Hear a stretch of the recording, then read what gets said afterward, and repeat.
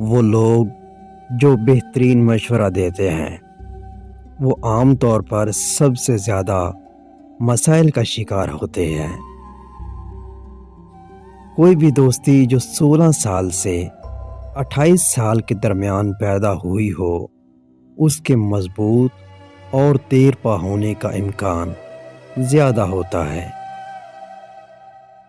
لوگ تب تک زیادہ پرکشش نظر آتے ہیں جب وہ ان چیزوں کے بارے میں بات کرتے ہیں جن میں وہ واقعی دلچسپی رکھتے ہیں۔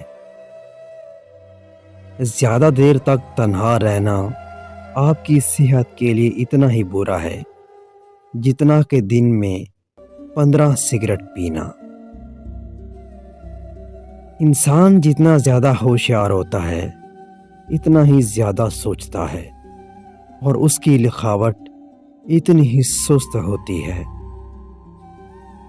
خواتین عام طور پر گہری آواز والے مردوں کو ترجیح دیتی ہے کیونکہ وہ زیادہ پراعتماد اور جارحانہ نظر آتے ہیں۔ جو لوگ سب کو خوش رکھتے ہیں وہ خود کو تنہا محسوس کرتے ہیں۔ سفر دماغی صحت کو بڑھاتا ہے اور دل کے دورے اور ڈپریشن کو بھی کم کرتا ہے۔ ذہین لوگ عام آدمی سے کم دوستی رکھتے ہیں۔ انسان جتنا زیادہ ہوشیار ہوتا ہے اتنا زیادہ منتخب بھی ہوتا ہے۔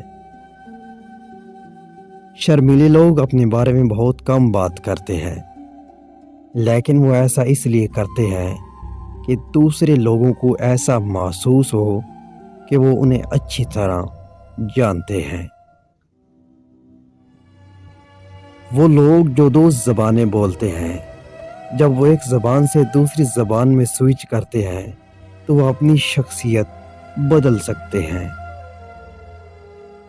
جب 2 شخص آپ میں بات کرتے ہیں اور ان میں ایک تھوڑا سا اپنا پاؤں پیچھے ہٹاتا ہے یا بار بار ایک پاؤں کو بڑھاتا ہے تو یہ اختلاف کی مضبوط علامت ہے اور وہ ہاں سے جاننا چاہتا ہے۔